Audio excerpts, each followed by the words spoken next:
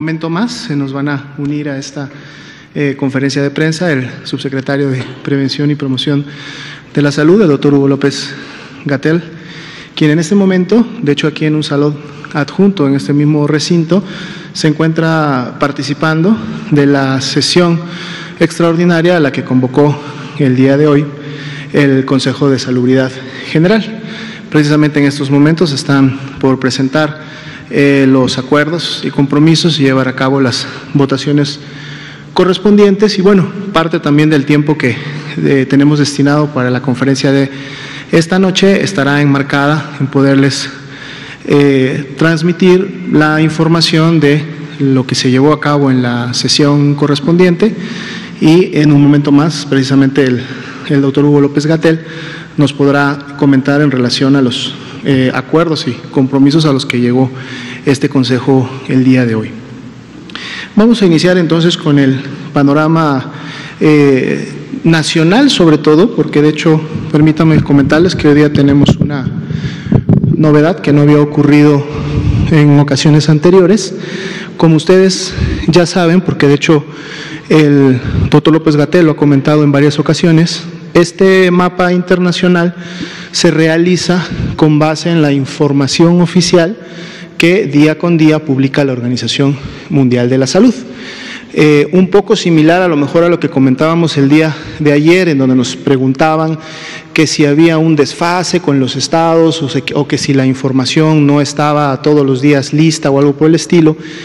Y comentábamos precisamente que los estados salían a dar sus resultados y podían hacerlo en cualquier momento, dado que ellos lo tienen inmediatamente de sus laboratorios estatales de salud pública. Siempre se les comunicó que ellos cuando tuvieran su resultado y quisieran darlo a conocer a su público, a su población estatal en este caso, pues bueno, son los más indicados para salir oportunamente. Nosotros tomamos luego la información que ellos registran en la plataforma en línea, que es una plataforma nacional, y entonces para el corte de las 7 pues estamos actualizando la información. Pues bueno, algo similar pasa con la Organización Mundial de la Salud y todos los países en el mundo que reportamos. Todos los países que estamos reportando casos, hay un formato especial que la Organización Mundial de la Salud definió para la notificación de los casos y de eventos, que todos los días a través de la Dirección General de Epidemiología, dado que ahí está anidado el Centro Nacional de Enlace para el Reglamento Sanitario Internacional, que es el mecanismo oficial por el cual el país, en este caso México, ¿sí?, comunica y notifica todos sus eventos de importancia internacional.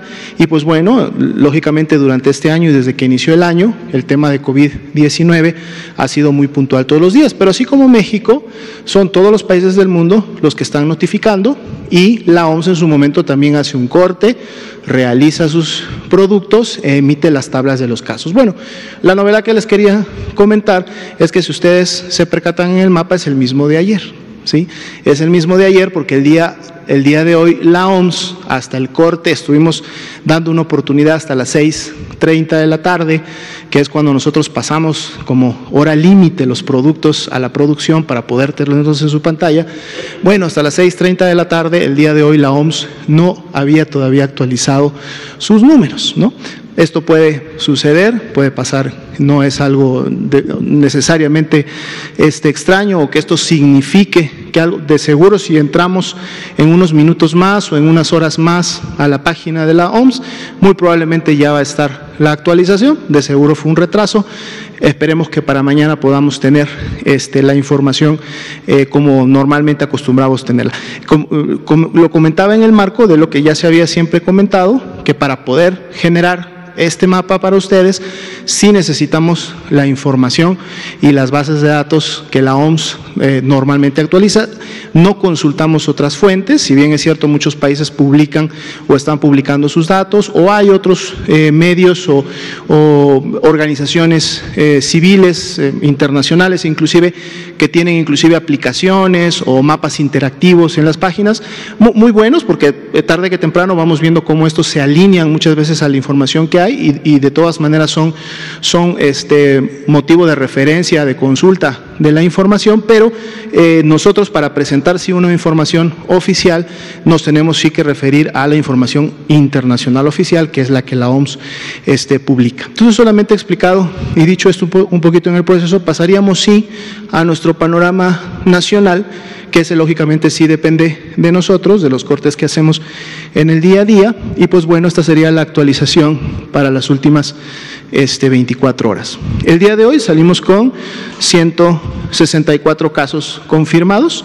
Si recuerdan, el día de ayer teníamos un pool importante de casos sospechosos, en donde están siempre la posibilidad de poder tener nuevos casos confirmados, como por ejemplo es en el hoy también. Ese pool representan 448 casos, que es donde podemos el día de mañana tener nuevos casos confirmados que se sumen a los de color rojito, o podemos tener casos descartados en color verde. Doctor López Ate.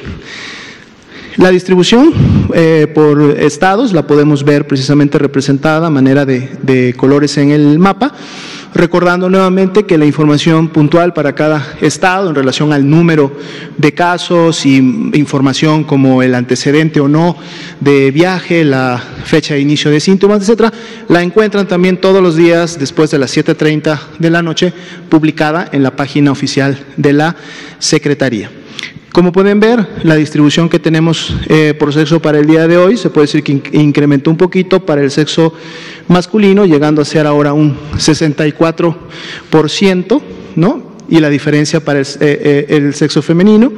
La atención médica se mantiene básicamente en parámetros similares, a pesar de la suma de los nuevos casos, un 10% que sí es ingresado a un segundo nivel, ya sea para observación o una valoración a fondo. Hay que recordar que en los lineamientos de atención médica se dice que si la persona que está demandando la atención es clasificada como caso sospechoso y tiene un factor de riesgo, no es bueno inmediatamente mandarla al domicilio para ver si en las siguientes 24 horas no hay la posibilidad de que empiece a complicarse y presentar signos de alarma. Entonces, muchas veces cuando llegan este tipo de pacientes, los hospitales prefieren ponerlos en observación, y de ahí que podemos tener un poco esta tasa, que es ya un poco diferente a lo que sucede en el día a día y cómo van evolucionando, que lo vemos en la siguiente gráfica. Entonces vemos que de ese 90% que en su momento demandó atención, y al demandar la atención lo hizo en un primer nivel y además fue referido a su domicilio para que continuara con su resguardo domiciliario, es decir, no fue hospitalizado, no fue ingresado a un segundo nivel. Si regresamos una para atrás, por favor. 87%, o sea, prácticamente la misma proporción, 90, 87 aquí, continuaban en ese estatus, es decir, se mantenían de forma ambulatoria, no fue necesario regresarlos o reingresarlos a una unidad médica. Un 8%, que vemos en el color un poco celeste oscuro, son los que sí ingresaron a un nivel hospitalario, pero que además están reportados como estables. Un 2% son los que para el corte de hoy están reportados todavía como graves. Esto viene a representar 3 casos en función del total de casos confirmados, que son los 164. Vemos ya también reflejado en la gráfica la ocurrencia de los decesos, de las defunciones, con 1%, que fue la que se notificó, se dio a conocer esta mañana. Y bueno, tenemos también una proporción ahí de casos recuperados. Por institución, la mayor cantidad de atenciones continúa siendo en la Secretaría de Salud, el 73%, y esto lógicamente es a nivel nacional, es decir, en todos los hospitales que pertenecen a la Secretaría de Salud, y el segundo lugar, con un 22%, lo siguen todavía proporcionando las instituciones privadas. Estamos hablando precisamente de hospitales privados que operan. Es importante comentar, no forma parte de ninguno de los líneas que tenemos aquí. El día de hoy tuvimos un deceso que está clasificado como sospechoso. Es decir, de este grupo de 448 personas que están esperando un resultado, hubo una defunción, ¿sí? Estamos esperando el resultado como tal, fue la muestra entró en el transcurso de la tarde y estamos esperando el resultado para ver si en un momento, cuando lo tengamos, pudiera ser este caso confirmado, pero sí queremos que ustedes lo conozcan y que estaremos en todo caso todos a la expectativa del resultado para, de salir positivo, podérselos comunicar. Es una persona que tuvo antecedente de viaje a los Estados Unidos, es un adulto mayor de 74 años de edad y con antecedente de 15 años de padecer hipertensión arterial. Estamos viendo cómo los factores de riesgo que habíamos estado comentando desde las últimas semanas, que son los que precisamente pueden desencadenar una enfermedad más grave y lamentablemente el deceso de la persona, pues los estamos también viendo cómo suceden en los casos que estamos registrando en México. Solo reitero, es una defunción sospechosa todavía, no está confirmada, estamos sí a la espera del resultado del laboratorio. La siguiente, por favor. El estudio de contactos se continúa, estamos en una fase de transición entre el escenario 1 y el escenario 2. Ya habíamos comentado en conferencias anteriores que cuando estemos ya en escenario 2, realmente el seguimiento de contactos se limita y ahora lo que inicia es más bien el estudio y el seguimiento de los brotes comunitarios. Pero dado que todavía estamos en una fase de transición, se puede decir que todavía hay capacidad del sistema para poder investigar y dar seguimiento a las cadenas de transmisión y ver si los contactos de los casos confirmados durante los siguientes 14 días inician o no con sintomatología. El 10% del total de contactos inició con sintomatología, que representan 54 contactos que iniciaron con sintomatología. A los 54 contactos se les realizó la prueba confirmatoria, confirmándose 19. Entonces, al día de hoy tenemos, dentro de los casos confirmados, tenemos 19 casos asociados a importación, ¿no? Es decir, son personas que se contagiaron del caso importado inicial. Entonces, vemos también cómo día con día, en base a cómo vamos avanzando en la vigilancia, empezamos a encontrar más y más casos asociados a importación y es precisamente lo que sucede en la fase de transición entre el escenario 1 y el escenario 2, porque entonces lo que sigue a continuación, o inclusive pudieran ser personas ya en fases o en periodos de incubación de la enfermedad, es cuando entonces ahora estos casos asociados a importación generan a su vez una siguiente generación de contactos. Y en la medida que esto se va expandiendo o dispersando, entonces empezamos a ver y a notar los brotes comunitarios, que son los que empiezan ya a caracterizar en sí un escenario 2 como tal, y en la medida como este se va incrementando, como la transmisión se va realizando, pues estaríamos transitando sobre él en miras a lo que podría ser más adelante el escenario 3 del que siempre habíamos comentado. Entonces, hasta este punto es la parte del panorama. Ya decíamos, doctor López-Gatell, que estaba participando de la sesión extraordinaria del Consejo de Salubridad General y que en su momento también se podía dar información en relación a lo que había sucedido. Bienvenido, doctor. Gracias. Muchas gracias, doctor Alomía. Efectivamente, ahorita quizá podemos abrir a preguntas y respuestas y seguramente una de ellas va a ser sobre la sesión del Consejo de Salubridad General. Vamos a empezar aquí con Ángeles Cruz, Blanca Valadez, ustedes dos y así nos vamos yendo. Gracias, buenas noches. Yo le quiero preguntar sobre el fallecimiento de la persona de ayer. Hubo mucha confusión y a la fecha todavía no está claro. Si usted nos pudiera ayudar y precisarnos si esta persona tenía o no antecedentes de viaje al extranjero o contacto con alguien que hubiera, o sea, si calificaba para ser de este grupo de casos o definitivamente, como nos dijeron, se trata de un caso comunitario que no estaba registrado y por lo tanto quisiera yo entender cuál es la razón de que no supiéramos o que en su registro no estuviera incluido como un caso no asociado a importación. Y si ustedes han considerado modificar la hora del cierre del reporte, porque cerrarlo a la 1 y darnos un reporte a las 7, hay una ventana muy grande que no me parece. Usted dígame por favor si es viable, confiable o conveniente en términos de la claridad y la transparencia que haya esta ventana y que tengamos que esperar al otro día a las 7 de la noche para tener una información más certera. Y sobre las pruebas, ya le hemos preguntado, yo misma ya le he preguntado, pero quiero insistir.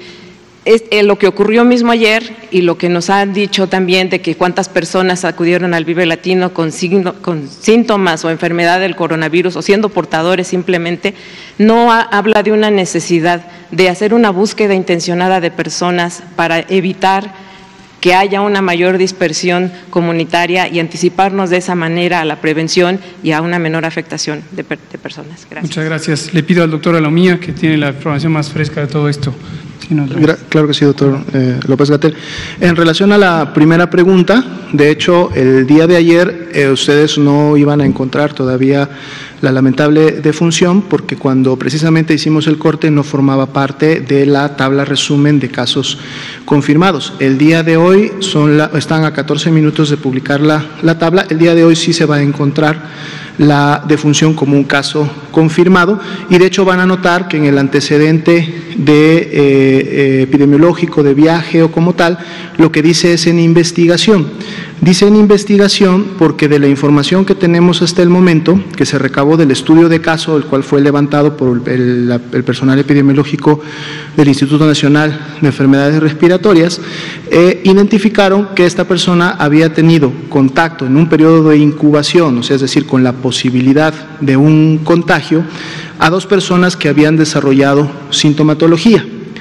Y además de estas 2 personas que habían desarrollado sintomatología, se tiene un antecedente que en este momento se está investigando, que la persona había demandado atención médica previamente en otra unidad y que posiblemente, es lo que se está investigando, pudiera haber permanecido algunas horas en esta otra unidad médica.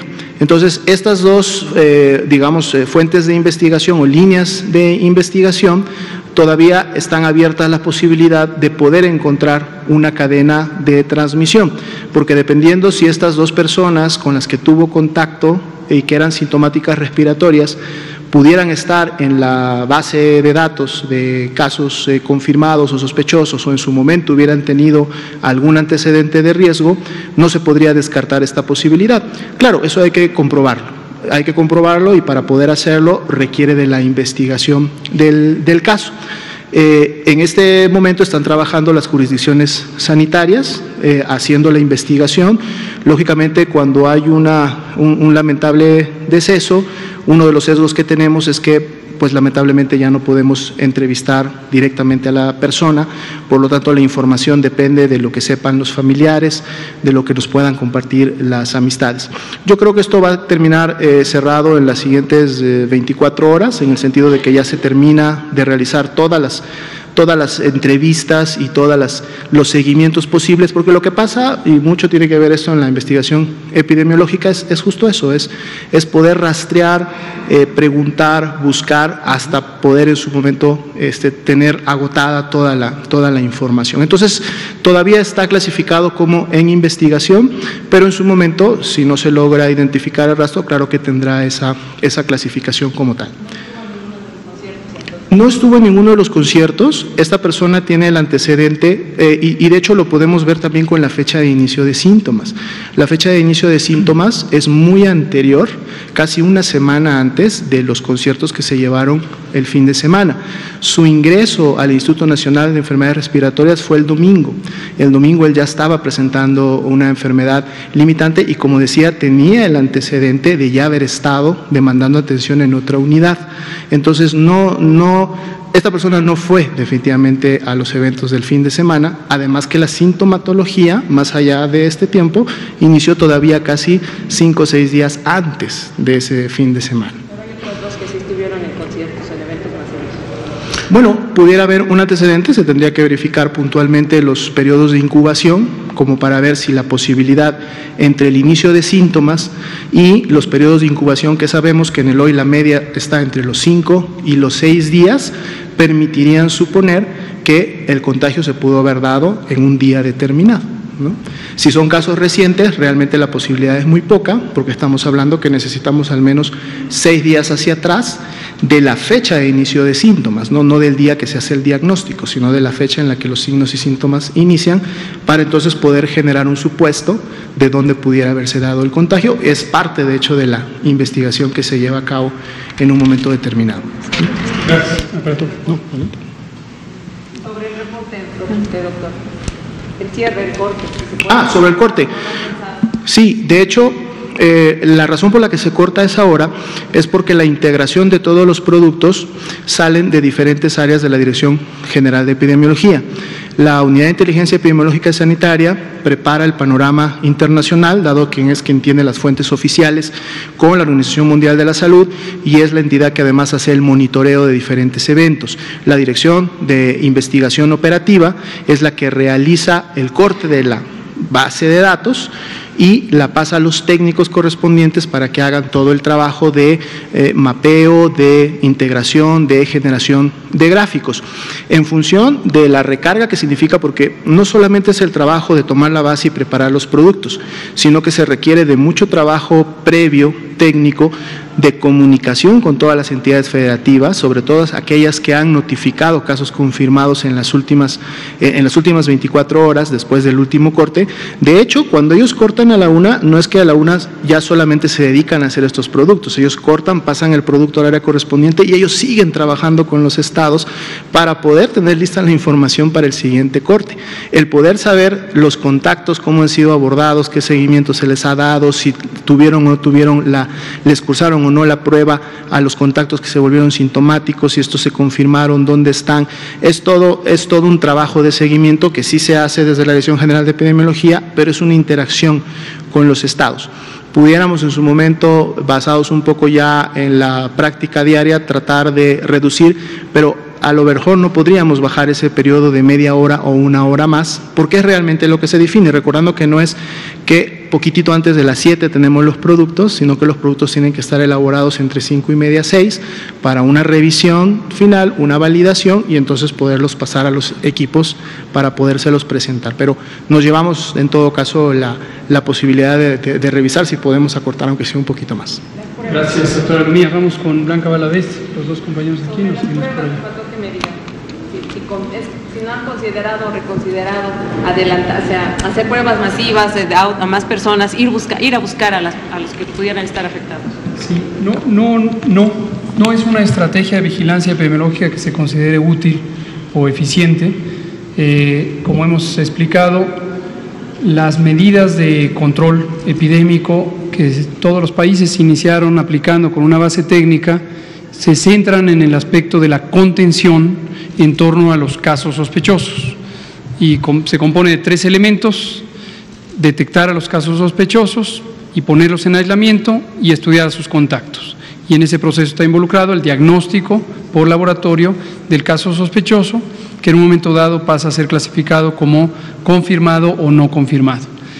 Esta medida, como explicó el doctor Alomía, y lo hemos comentado en otras ocasiones, tiene la posibilidad de aplicarse cuando hay pocos casos. Por eso esta medida se recomienda utilizarla en la primera etapa de importación viral, donde hay decenas de casos.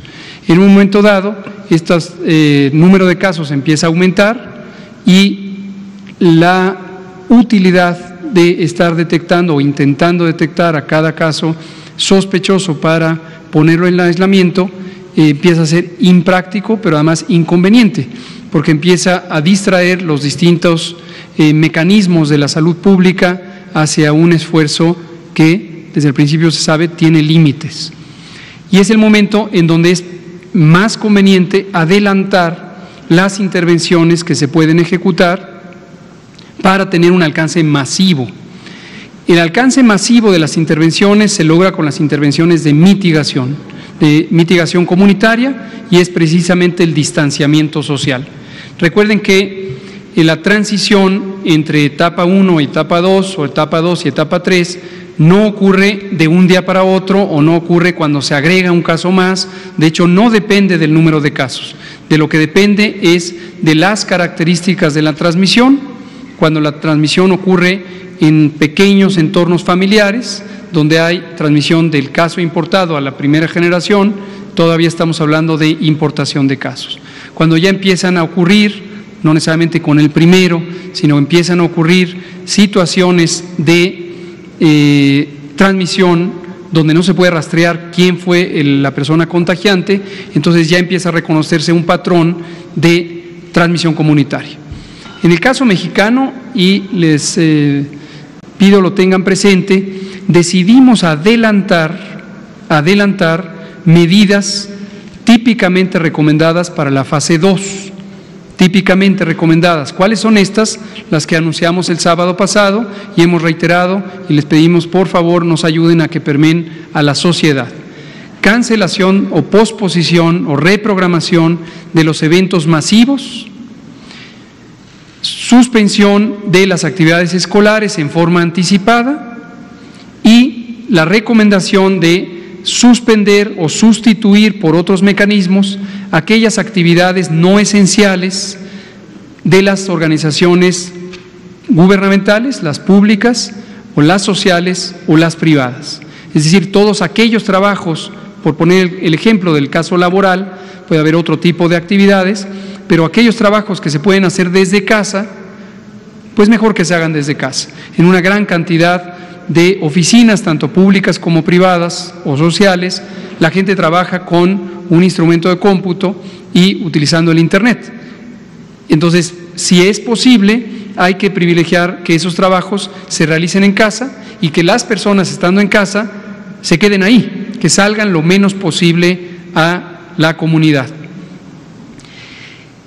¿Y de qué depende que uno decida adelantar o esperar? Lo hemos también comentado, lo retomo. Uno siempre quisiera tener las intervenciones lo más pronto posible para evitar la mayoría de los casos, o todos potencialmente los casos. Pero una intervención aplicada demasiado temprano tiene poca utilidad porque ocurre en un momento de muy baja transmisión y en cambio prolonga el periodo en el que la sociedad tiene afectadas sus actividades de sustentación, la alimentación, el servicio de limpia, el servicio de agua, el servicio de provisión de insumos generales para la vida diaria, y eso tiene un límite. Una sociedad no puede estar congelada por demasiado tiempo antes de entrar en una crisis y colapsarse. Entonces, este es un delicado balance que depende precisamente del análisis del que habla el doctor Alomía. El boletín o el comunicado técnico es la síntesis para propósitos de comunicación de un proceso de análisis que se realiza todos los días. Y ahí es donde uno va identificando la necesidad, la oportunidad y la factibilidad de que se hagan las intervenciones. Buenas noches. Blanca. Blanca Valadez, de Grupo Milenio. A mí me gustaría, yo sé que ya nos comentaron que en 24 horas tendrían la situación de la persona que murió, pero ¿qué pasa con la esposa o la pareja que estuvo en contacto con él y estuvo también en el hospital? Y bueno, estuvo incluso con compañeros de los medios de comunicación. ¿Qué es lo que ahí va a proceder o están procediendo? No sé si ya le hicieron a la señora la prueba o está en un proceso de aislamiento. También preguntarles, ahorita ya hay una serie de protestas, no solamente en el INER, sino también en el ISSSTE y en diferentes hospitales que se quejan de que no hay insumos. La gente también se está quejando de que están pagando los servicios de salud cuando se supone que no tendrían que pagarlos. Comentarle, si una unidad médica, por ejemplo, en esta situación, niega una atención médica, como pasó en este caso que se está investigando, ¿a qué delito o a qué tipo de responsabilidad podría caer? Y hablo también de los hospitales privados, que ayer nos mostraron que también tiene capacidad hospitalaria como parte de hacer frente a la pandemia. Yo sé que ustedes no son parte médico, pero la persona de 74 años es saber dónde fue su contagio y si esta persona está en el sector privado o público. Y bueno, perdón por el abuso, pero sí me gustaría saber, Estados Unidos y Canadá ya declararon estado de emergencia, ellos ya cerraron su frontera de manera unilateral. En este Consejo se está contemplando un plan parecido, es decir, usted nos ha dicho constantemente que esta no es una emergencia, pero no sé si están tratando de cambiar esa estrategia, considerando que los dos países ya lo determinaron y de esta manera pues forma parte de los acuerdos del Consejo. Gracias. Con mucho gusto. Centrémonos en lo que es más relevante para la información pública de una epidemia. Centrarnos en casos específicos que no son representativos de un fenómeno de la dinámica de la epidemia, pues es un poco menos informativo. Le voy a contestar lo del Consejo de Salubridad General y el significado de sus decisiones. En algunos países, es el caso de Estados Unidos, es el caso de Argentina, es el caso de algunos países europeos, desde tiempo atrás, cuando ellos vivieron etapas de intensa transmisión, que ya hemos dicho que en general están un mes más afectados que nosotros, porque México entró a la epidemia gruesamente un mes detrás, decidieron tomar algunas disposiciones respecto a sus órganos que gobiernan la salubridad general, que podrían ser hasta cierto punto los equivalentes de nuestro Consejo de Salubridad General. En cada país, la palabra emergencia tiene un significado diferente. ¿Por qué razón? Porque obviamente los marcos legales son diferentes y el fundamento técnico de las declaraciones de emergencia o las declaratorias de emergencia es diferente. En muchos países, declarar una emergencia implica solamente o principalmente el que se puedan disponer legalmente fondos especiales para contender con un fenómeno. Puede ser un desastre natural, puede ser un fenómeno sanitario, etcétera. En nuestro país no tenemos un marco legal tan restrictivo que nos impida contender efectivamente contra esta epidemia. Como explicamos hace unos pocos días que vino el doctor Ruy López Ridaura acompañando al doctor Alomía, mostramos cómo hemos estado teniendo la posibilidad de utilizar recursos específicamente destinados para el propósito de comprar los insumos adicionales que se requiere para los casos adicionales que esta enfermedad va a producir y que obviamente en ausencia de esta epidemia no se producirían. No hemos tenido dificultad alguna, entre otras muchas razones, porque existe la voluntad política del gobierno de actuar tempranamente, de actuar de manera integrada, de actuar de manera efectiva, y el propio presidente de la República ha tomado cartas en el asunto desde los primeros días de la preparación, contemplando que podemos tener algunas economías con reducciones de gasto superfluo que hay todavía en algunas partes del gobierno y destinarlos prioritariamente para la salud. Entonces, en ese sentido es que vamos bien. Les platico de la reunión que acaba de terminar, es la razón por la que llegué algunos minutos tarde aquí a la conferencia. Hoy ocurrió la sesión extraordinaria del Consejo de Salubridad General. Para que toda la audiencia conozca, el Consejo de Salubridad General es una autoridad de salud. Las autoridades de salud previstas en la ley son el presidente de la República, el secretario de Salud, el Consejo de Salubridad General, que es la única autoridad colectiva formada por muchas personas, pero la preside el presidente de la República, y la autoridad estatal. Los gobiernos estatales son autoridad sanitaria. El Consejo está formado por la representación de muchas de las dependencias de la Administración Pública Federal, de las Secretarías de Estado, el Consejo Nacional de Ciencia y Tecnología, de las instituciones académicas, por ejemplo, la Universidad Nacional Autónoma de México. Participa también algunos representantes de la sociedad civil, por ejemplo, las fundaciones, Funsalud es un invitado permanente, y hay algunos miembros que votan, que son básicamente las instituciones públicas, y hay algunos que dan opiniones pero no votan. La decisión está en manos del gobierno.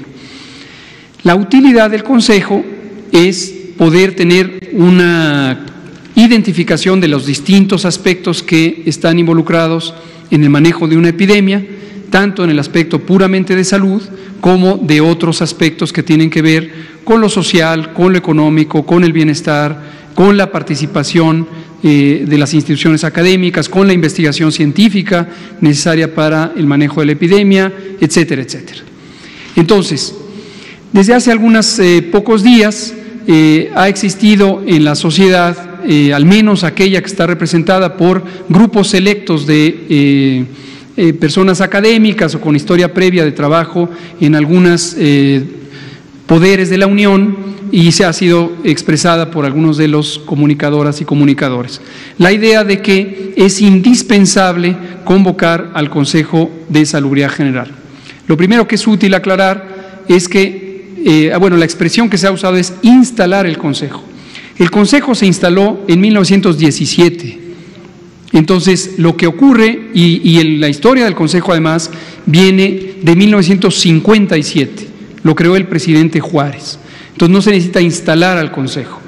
El Consejo tiene actividades del día a día que preside el secretario de Salud y coordina el secretario del propio Consejo, y tiene actividades del Pleno del Consejo, es decir, cuando hay sesiones de todas y todos los que participan en él.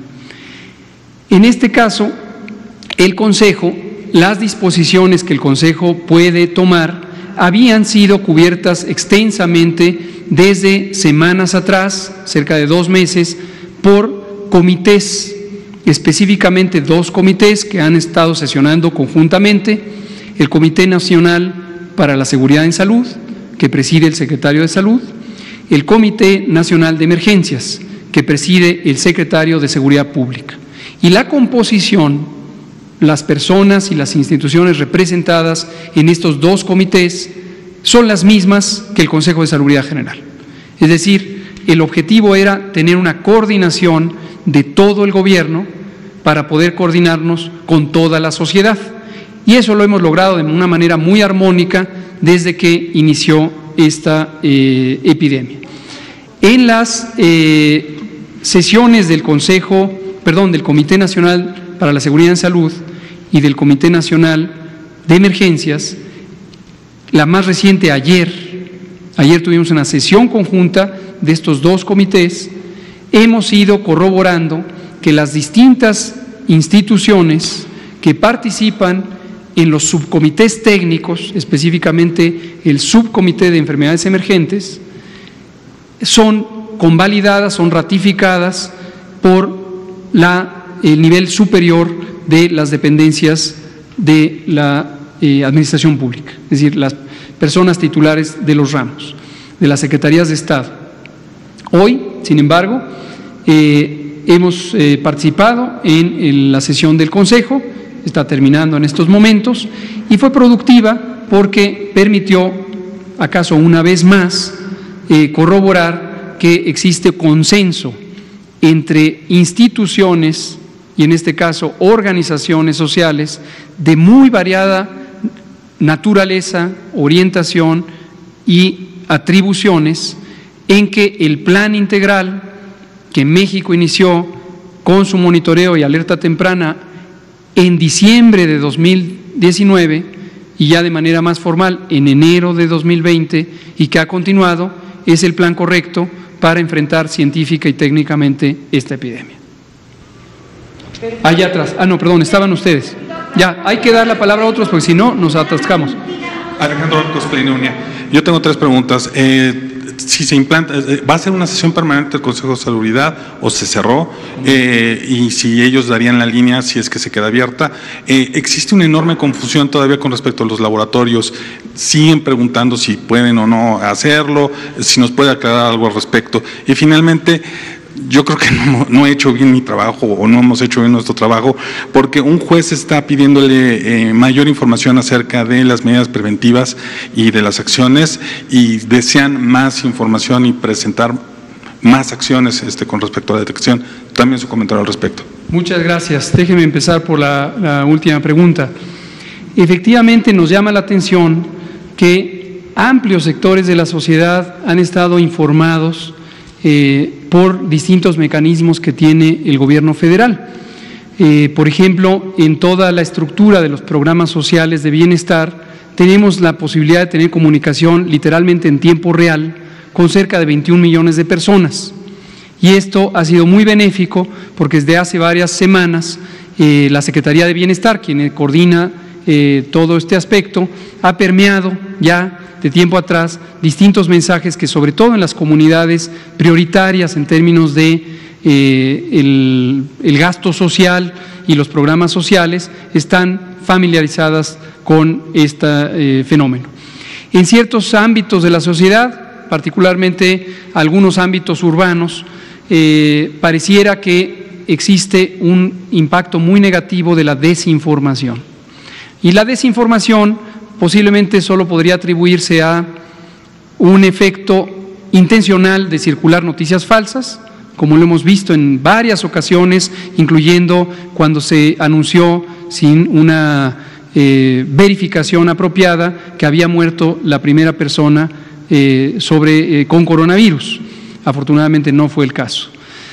O, por ejemplo, lo que ocurrió hoy, que circularon 2 laboratorios privados, y voy a decir sus nombres, los laboratorios Chopo y los laboratorios Biomédica de Referencia, circularon en redes sociales una pequeña ficha informativa con los logotipos de estas compañías, diciendo que por disposición de la Secretaría de Salud no podían realizar la prueba del coronavirus.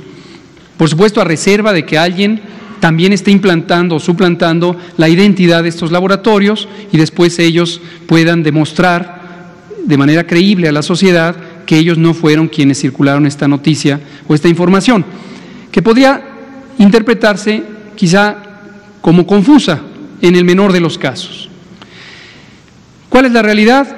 No existe disposición alguna de prohibir el diagnóstico realizado por instituciones o organizaciones privadas.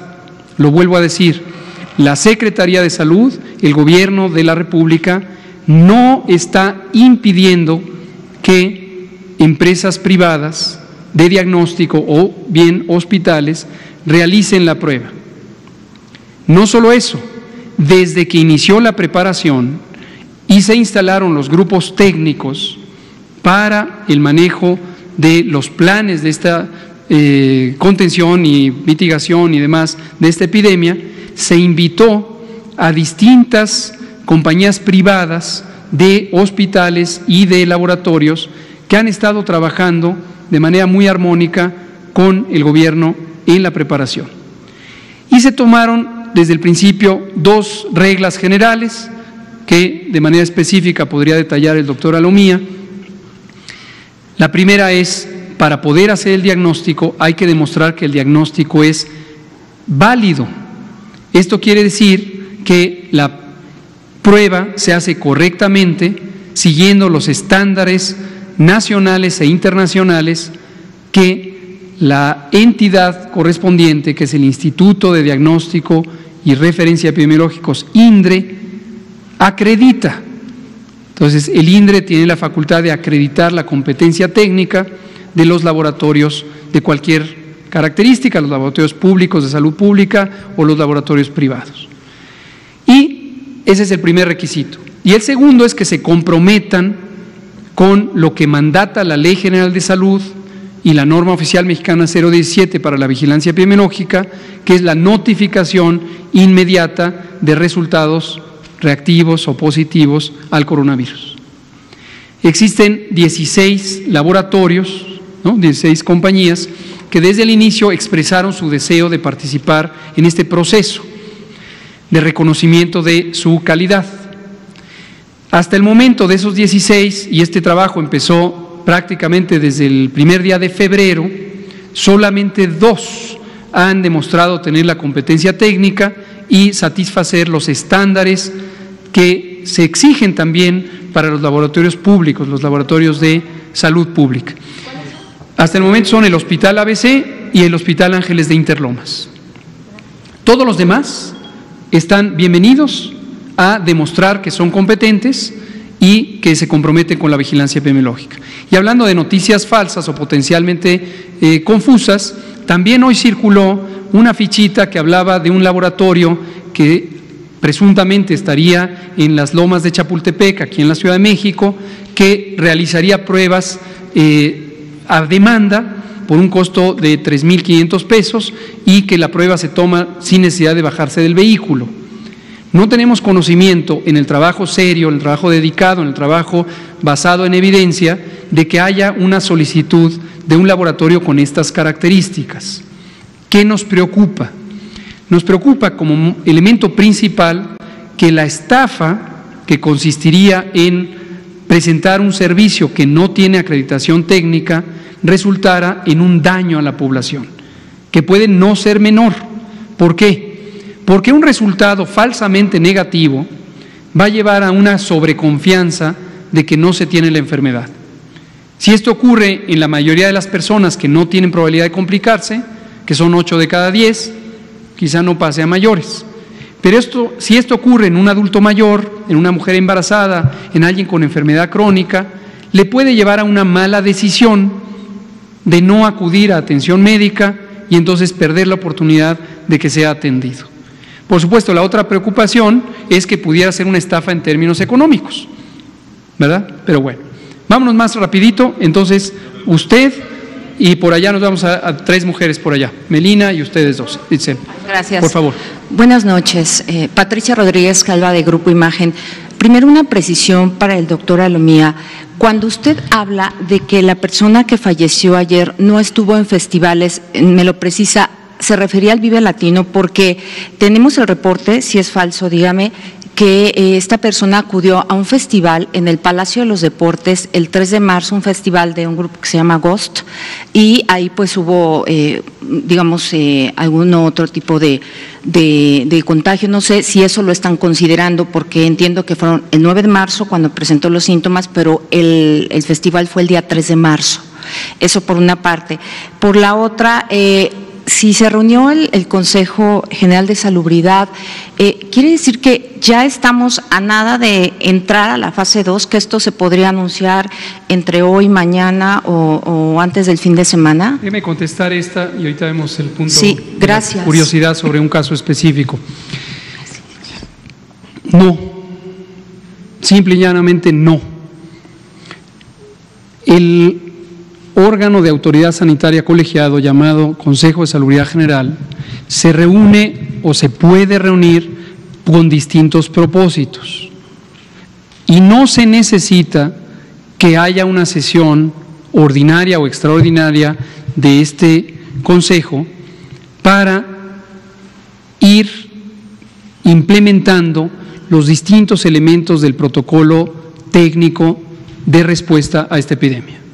Entonces, no tengan esa expectativa. Esta es una expectativa también un tanto desconectada de la realidad, en el sentido de que se necesitara una sesión especial para que entremos a la siguiente fase. Como hemos dicho, el identificar de manera fragmentada, de manera discreta, las distintas fases es solo para ayudar a la comunicación social. Este es un cambio continuo del día a día, de horas, de semanas. Este es un cambio progresivo. No es de que a partir del caso número 102 ya estamos en la siguiente fase. No es que a partir de haber perdido la trazabilidad de 6 casos ya estamos en siguiente fase. Los criterios se van evaluando y lo relevante de las distintas fases es el poder implementar en la manera más oportuna, donde son más efectivas y donde es factible, donde es posible, porque hay otros elementos que lo facilitan, las intervenciones. Y lo ilustro precisamente con las 3 intervenciones masivas de distanciamiento social que tienen un impacto mayúsculo, mayor, sobre la reducción de la velocidad de transmisión. En el caso del calendario escolar, aprovechamos la enorme oportunidad que nos brinda tener las vacaciones ya contempladas de Semana Santa. A estas les agregamos unos pocos días antes y ganamos todo un mes de reducción de la transmisión. Entonces fue el momento de oportunidad y México, a diferencia de varios otros países, de Italia, de España, de Estados Unidos, México se adelantó con las medidas clásicamente recomendadas para la fase 2 preferimos hacerlas desde la fase 1. Y pocos países han hecho lo que México, adelantarse. Entonces, ayúdenos, por favor, a diseminar que estas medidas están ya en práctica desde el sábado pasado para que la gente tenga una visión muy clara que algunos grupos sociales han estado promoviendo. Quédate en casa, quédate en casa. Si no es indispensable que salgas, quédate en casa. Si alguien más puede ir por ti al supermercado a resolver un trámite que no se puede posponer, quédate en casa. Si te quedas en casa, si se quedan en casa tus familiares, si nos quedamos en casa todos, hasta donde sea posible, sin afectar importantemente nuestra estabilidad económica, social, alimentaria, le vamos a hacer un bien a nosotros, a nuestras familias, a la sociedad. Quédate en casa siempre que sea posible, quédate en casa hasta que pase el momento de esta epidemia. Vamos a dar, creo que nos queda tiempo para 2. Melina, perdón. ¿Hubo acuerdos el 3 de marzo porque allí hubo pues una concurrencia sí, masiva? Rápidamente, definitivamente no en el Vive Latino, sí. Y lo comentamos porque eso circuló mucho en redes y queremos ser claros, no. Y tiene un antecedente de haber visitado no un evento masivo, sino más bien un evento público en un restaurante privado. Ese es el único evento de contactos que tiene, no un evento masivo, es de la investigación de hoy. 2 últimas preguntas, Melina e Itzel, por favor. Muy buenas tardes, Melina Ochoa de Uno TV. Preguntarle, subsecretario, ¿cuál sería la respuesta entonces para justamente este juez, el Poder Judicial, que está exigiendo y que 24 horas informen, ¿no?, sobre cuáles son las medidas que han tomado ahora con el COVID-19? ¿Y qué otras cosas acordaron en este consejo? ¿Qué otras cosas acordaron? Y esto, bueno, ya nos queda claro, no significa entonces una emergencia nacional. Y por último, en la mañana ya el presidente López Obrador hablaba de este plan DN3. Yo hace 2 semanas había preguntado si iban a utilizar justamente este plan para la mitigación o contención. ¿De qué va este plan? Cómo no, gracias por sus preguntas, Melina, muy útiles. Empiezo por la última. Efectivamente, recuerdo bien cuando me preguntó eso y ocurrió esa pregunta justo en el día que Estados Unidos anunció que utilizaría su Guardia Nacional, Estados Unidos de América, su Guardia Nacional, para reforzar con cuerpos armados las medidas de salud pública. Esto es improcedente para los criterios de un país como México y asumo que también de muchos otros países donde reina la paz pública y hay colaboración de la ciudadanía. La Guardia Nacional no tiene como propósito combatir los virus, porque los virus no se combaten con armas, se combaten con medidas de distanciamiento social, lavándonos las manos, protegiendo el estornudo, quedándonos en casa si es posible.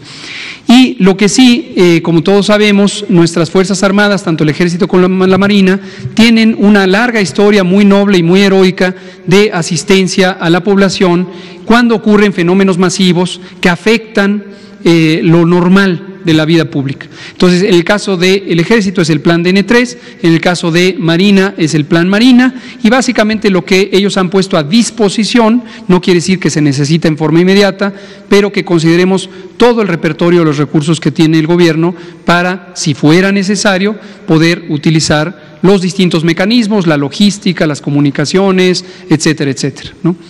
Ahora, lo otro que me preguntaba…